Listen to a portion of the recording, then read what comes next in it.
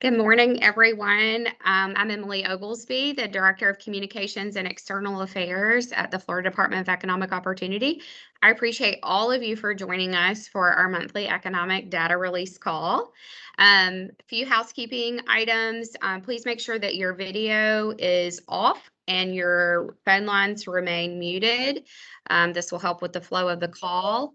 You should see and hear our team on the screens at all times. We'll be taking questions at the end of the presentation. You're also welcome to enter your questions into the chat feature. If you look at the top of your screen, there's a chat icon. Click on that. Provide us with your media outlet and your question, and we'll get to those as soon as the presentation is over. Please note that we're only going to answer questions about the economic data release, so questions about reemployment assistance will not be answered on this call.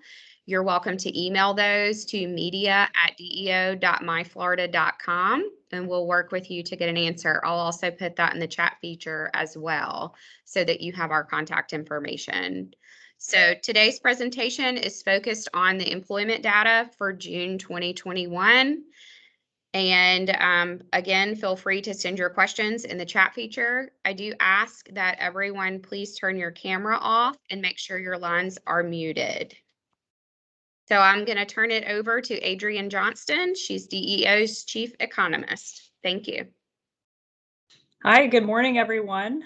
Just bear with me one moment. I'm going to turn my presentation on and get started with the report here. And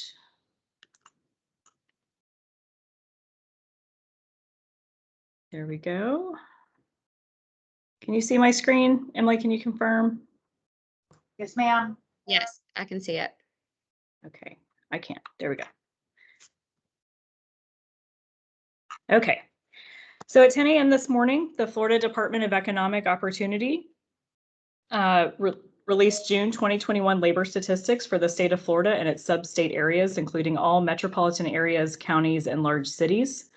These data were produced by the U.S. Bureau of Labor Statistics through a federal-state cooperative agreement with DEO.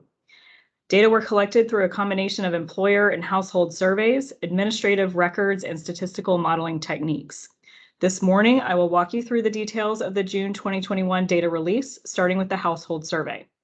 Just as a reminder, the current population survey is used to estimate Florida's unemployment rate, total labor force, and labor force participation rate under the Local Area Unemployment Statistics Program. Since these statistics are based on a survey of households, they capture information about individuals, not jobs, and they are calculated by place of residence, not place of work. So as you see on your screen, Florida's seasonally adjusted unemployment rate in June 2021 was 5.0%. This was lower than the national rate of 5.9%. Florida's June 2021 unemployment rate was a 0.1 percentage point increase from the May 2021 rate and down 6.6 percentage points from the June 2020 rate. In June 2021, Hendry County and Putnam County tied for the highest unemployment rate at 7.6% each, followed by Highlands County at 7.5%. Monroe County had the state's lowest unemployment rate of 3.5%, followed by St. Johns County with 4% and Okaloosa County with 4.3%.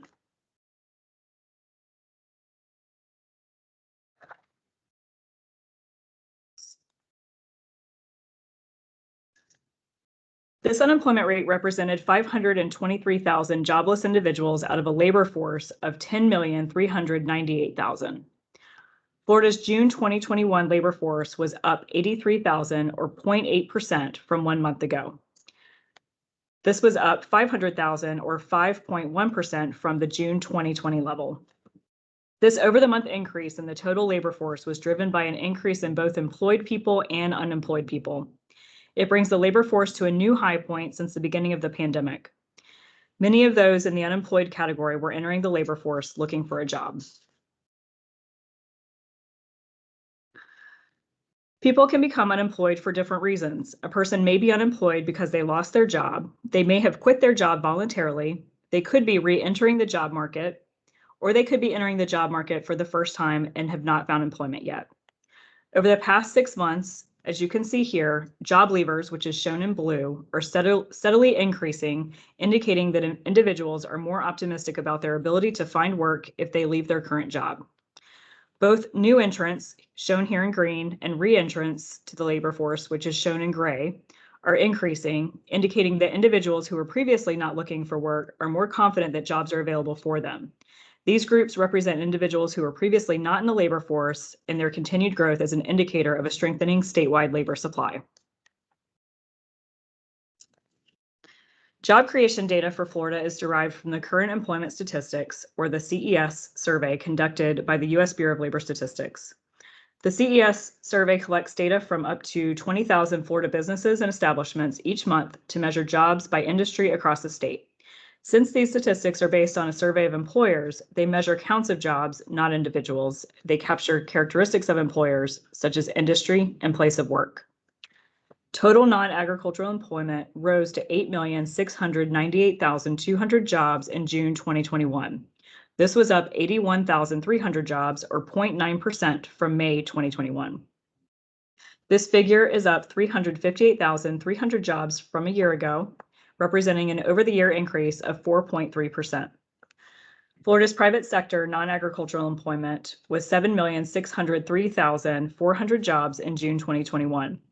This was up 69,300 jobs, or 0.9% from May 2021.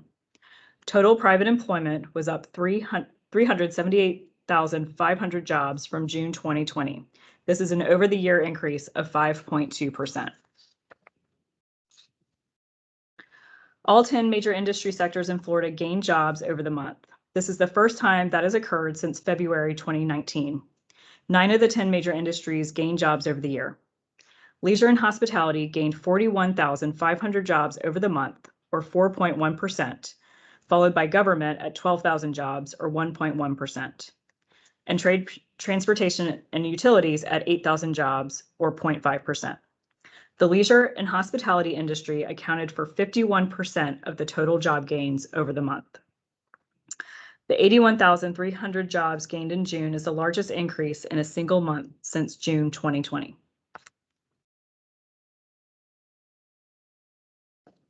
Between February and April 2020, Florida lost nearly 1.3 million jobs statewide. As of June 2021, Florida has recovered 895,300 jobs, or 70.5%. Some sectors are recovering more quickly than others. Financial activities has added 30,500 jobs since April 2020 and now has more total employment than before the pandemic. Professional and business services lost 134,400 jobs between February and April 2020 and has since recovered 123,000 jobs, or 92%. Construction lost 38,300 jobs initially and has since recovered 37,900 jobs, or 99%.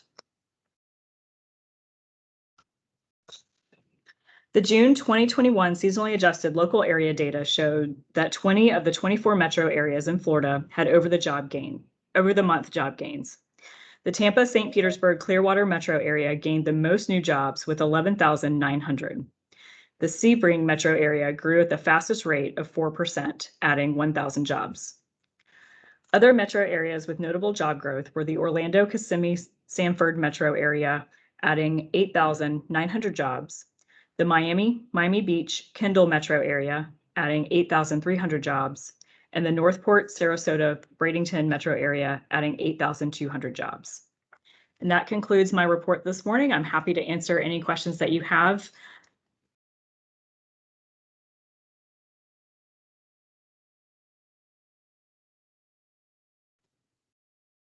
Thank you, Adrienne. Jake Stofan from Capital News Service asks, is it too early to tell if cutting off federal unemployment benefits has driven more Floridians into the labor force? So these numbers, it's important to keep in mind that these numbers represent data from June of 2021. And more specifically, it references the reference week that includes the 12th. So every month when we do the monthly statistics, we're always referring back to the week that includes the 12th of the month. So those additional federal benefits were continued through the month of June. So it's too soon to see how that has impacted things. Greg Angel asks, what impact do we see, if any, between job openings and jobs filled versus work search requirements being reactivated and the end of federal benefits? So it's a great question. At this point, we don't have the specific data on job openings reflecting the month of June. That's going to come in the next few months from the Bureau of Labor Statistics. Once we have that data set, then we will be able to do a more complete analysis to see actually how businesses are both advertising, but also filling and actually hiring for those job openings. We are continuing to see an increase in online job ads, which is an indicator that businesses are growing and they're adding jobs to their payrolls.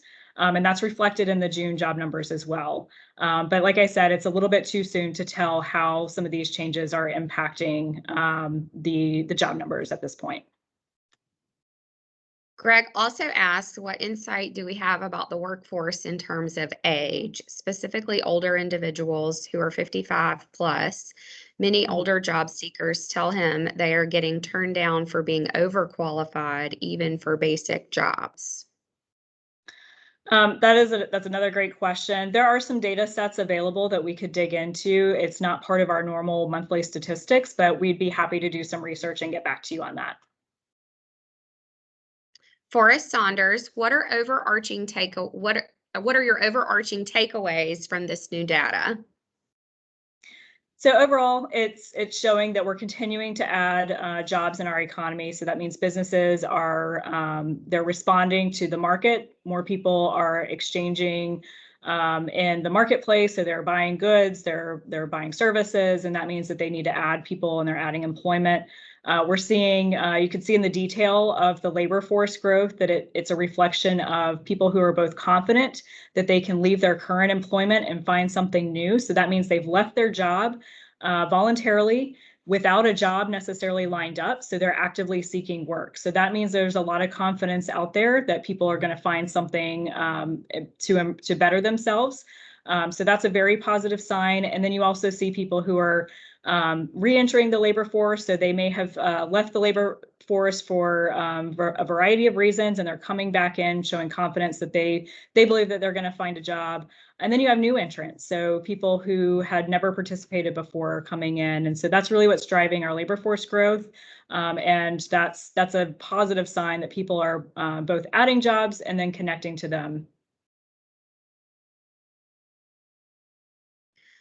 James Call asks, is it correct that Florida's labor pool has 300,000 fewer people in its labor pool than at the start of the pandemic? And if so, any idea why and where those folks are doing?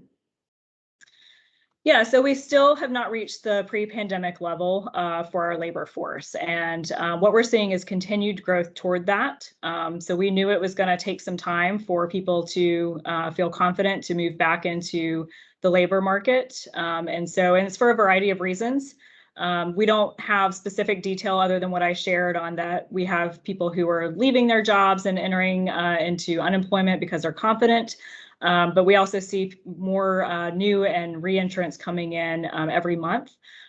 So basically what we're seeing is a continued steady growth, which is a positive sign.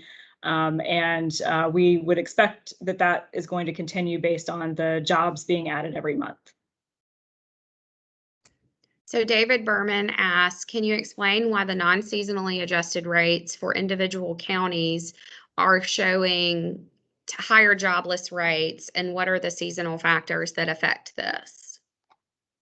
It's a great question. So it's going to vary by county what the specific factors are.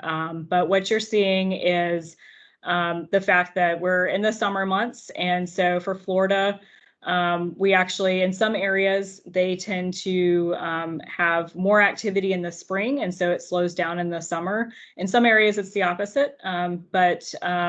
That it's going to vary depending on what specific area you're looking at. And if you have an area you're interested, we're happy to do some research on that.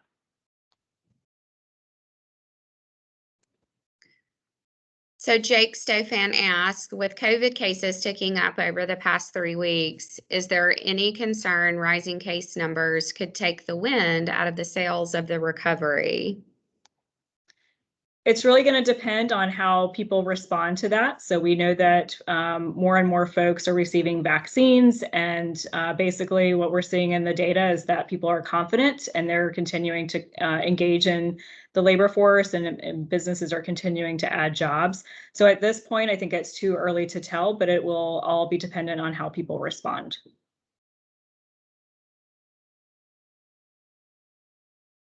So Dave asks, do service sector employers having trouble filling jobs need to increase their pay and benefits to attract applicants? What else can they do? There are a variety of things that employers can do, and so there's no one thing. So certainly wages are going to be a factor. Looking at your competition and your industry in your area, that's really an individual business's decision to make. But what we are seeing is some pressure on wages as employers are competing for qualified applicants. That's a natural labor market reaction. And so that's certainly one factor. Changing at any attempt to offer additional benefits is certainly going to make employment more attractive to individuals. And that can be financial, or that could be, kind of the intangibles of the workplace environment and things like that. So there are a variety of ways that employers could respond and are responding. Last call for questions. So Jim Turner, how much of a factor is the federal stimulus driving the spending that is requiring businesses to seek additional employees?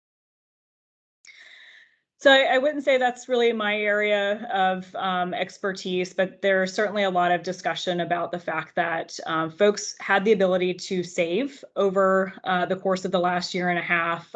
So by receiving additional stimulus dollars and other forms of benefits, it allowed them to kind of smooth their saving out, and is likely leading to there was some pent up demand that is now being expressed in the form of more purchases and people engaging in the economy more. So I think it's certainly a factor, and there are a variety of different models out there and different theories on the degree to which those stimulus dollars are impacting things. That's not necessarily directly reflected in the data we presented this morning, but it certainly did play a role. Okay, we're going to wrap it up. Thank you so much for joining us. We will see you all for next month's economic data release that's scheduled Friday, August the 20th, 2021. So look for that media invite to come out. If you have any additional questions, please feel free to email us at media@deo.myflorida.com. We're happy to get back with you with any of your questions you have. We will also post the this video recording at the bottom of the statewide release when it's released. Thank you. I hope you all have a wonderful weekend.